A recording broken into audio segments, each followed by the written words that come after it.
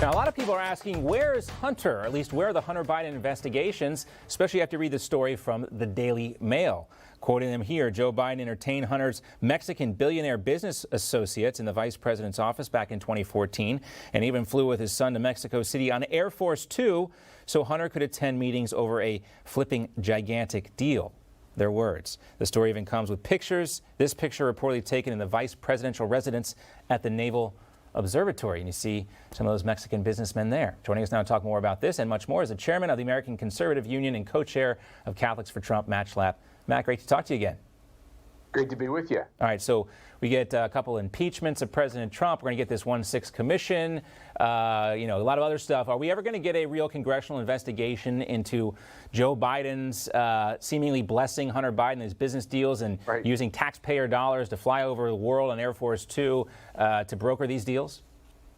Yeah, well, John, what you have to remember is only Republicans go to jail for their politics, and only Republicans get indicted for their politics. It's a very rare case where the Democrats actually have to abide by the same types of rules that Republicans do. And so what you see with Hillary Clinton spying on President Trump, the Biden administration, the Obama-Biden administration spying on President Trump for the benefit of Hillary Clinton, no one really goes to jail. It's just fine.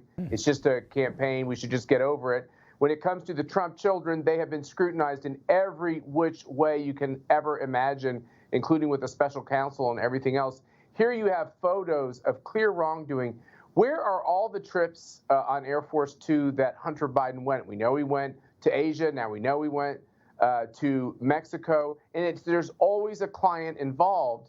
That clearly is a problem when Joe Biden said he never facilitated or had any conversations with his son about his business dealings. That simply is not true when you look at these photos and look at these flight logs. What did the big guy know? What did he really know? You talk about the difference, the disparity between the way these things are handled. I mean, we just saw a nearly 80-year-old man, Alan Weisselberger, paraded through court in handcuffs. But you got Hunter Biden admittedly doing crack cocaine or Parmesan cheese, impregnating strippers, flying all over the world in Air Force Two.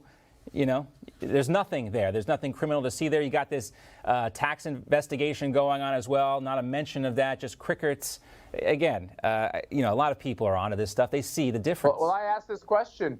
Give me the name of the prominent Democrat from the Obama administration or the Hillary Clinton campaign or the Joe Biden campaign that is in serious legal trouble, despite breaking the Constitution every which way but loose in order to try to stop Trump and then stop him in his transition and then try to stop him with these FISA warrants, et cetera. Nobody got in trouble except one guy to a misdemeanor. That's simply not acceptable. But for Republicans who simply have political views, they almost always wind up in trouble. We had Scooter Libby at a CPAC function the other day. Scooter Libby was guilty of being a Republican. This has to stop. Yeah. You can't be held guilty for being Donald Trump or being a Trump supporter or having a last name Trump. Right. That is simply un-American. Scooter Libby, Tom DeLay, we could go on and on and on. But before we go, on and on. Matt, I want to talk about CPAC. Something big going on in Dallas, Texas next week. Maybe you want to tell us about it? Yeah, so we have this great big national CPAC. We're having it in Texas because, like Florida, it decided to open up early. And it'll be a national CPAC because people like me who live in blue states have had just about enough of all this insanity of socialism. So it's an important moment. You know why? Because I think so many people are seeing the policies come out of Washington, D.C., this explosive crime in almost all of our major cities due to defunding the cops and Black Lives Matter, and all of this talk of inflation and the economy going south. It is a troubling time, and half this country is really, really worried that America is slipping. I'm going to celebrate 4th of July this way, this year in a very unique way. I am so appreciative for this country and for the freedoms it gives us. And let's hold on to them because they are at risk. We will be celebrating those freedoms this weekend for Independence Day, Matt. We'll see you next week there in Dallas at CPAC. Thanks so much. Great to see you.